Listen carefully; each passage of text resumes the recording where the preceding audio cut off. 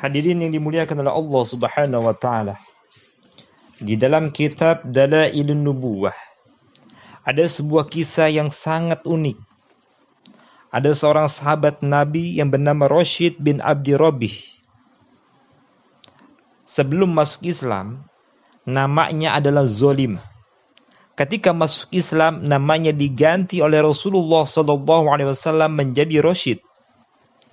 Masuk Islamnya dan penggantian namanya ternyata memiliki kaitan erat dengan dua jenis binatang, yaitu musang dan seekor anjing. Ceritanya begini, hadirin. Zolim, nama asli Rashid ini berasal dari marga Bani Zofar atau cabang dari Bani Sulaim. Bani Zofar ini punya berhala yang bernama Suwa yang menjadi sesembahannya yang terletak di daerah Mu'alla. Berhala yang konon berasal dari zaman Nabi Nuh ini disembah oleh beberapa marga pada saat itu, di antaranya adalah Huzail dan Bani Sulaim. Nah, suatu ketika Bani Zofar ini membuat sesajen untuk berhala sesembahannya. Mereka menyembelih ternak-ternak sebagai salah satu ritual wajib dalam penyembahan Suwa. Setelah sesajennya itu siap, mereka mengutus si Zolim nih untuk membawa dan mengangkut sesajen itu ke Mu'alla untuk dipersembahkan kepada Suwa. Singkat cerita, saat fajar terbit, Zolim ini melintas di depan berhala-berhala yang berjejer di sekitar Mu'alla. Jadi dalam Mu'alla ini bukan hanya berhala Suwa saja, tapi berjejer berhala-berhala yang banyak. Ketika itu, si Zolim ini mendengar suara dari dalam salah satu berhala. Jadi berhalanya ini ngomong, "Kami sangat heran," kata suara yang ada di tengah-tengah berhala tersebut.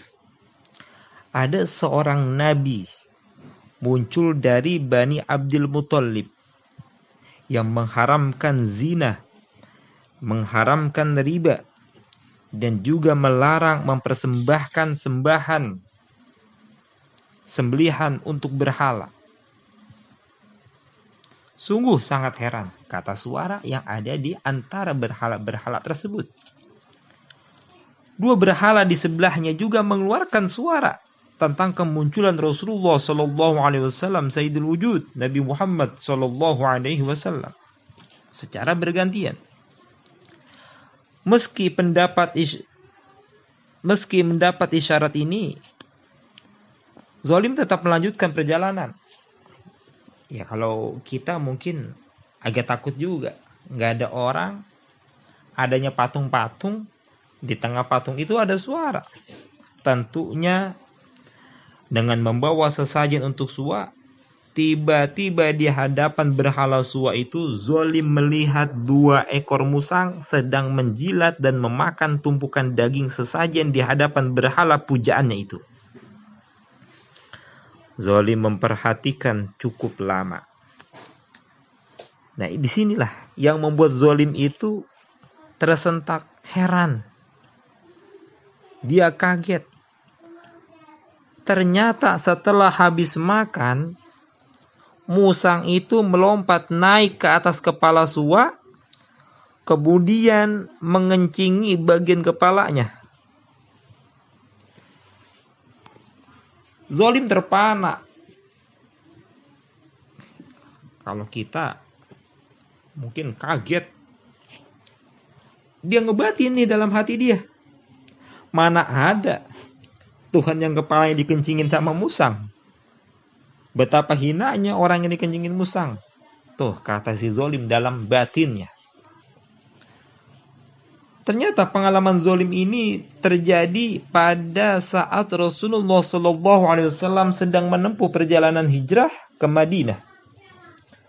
Kabar hijrahnya beliau ini akhirnya terdengar kemana-mana, termasuk ke Bani Zofar.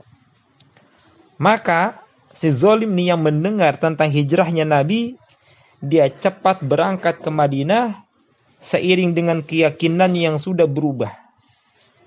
Jadi dia meyakini dengan perkataan-perkataan yang ada, yang keluar dari berhala-berhala tersebut mengenai tentang Nabi Muhammad SAW dari Bani Abdul Muthalib. Berangkatlah ia ke Madinah. Ia ditemani oleh seekor anjing kesayangannya. Nama anjingnya ini cakep bener. Orangnya aja kalah cakep namanya. Anjing gak dikasih nama sama si zolim ini Rashid. Mohon maaf ya, kalau namanya ada nih yang sama. Anjingnya namanya Rashid. Orangnya yang punya anjing nih, tuannya anjing, itu namanya zolim. Nah, ketika zolim ini sampai di Madinah, tak lama setelah itu ia bertemu dengan Rasulullah SAW. Ia menyampaikan maksud dan menyatakan masuk Islam. Habis itu Rasulullah SAW menanyakan hal ihwal dirinya. Nama ente siapa? Kata Rasulullah. Zolim. Tahu kita artinya zolim apa? Zolim itu artinya jahat. Kemudian Rasul nanya lagi, nama anjingmu siapa?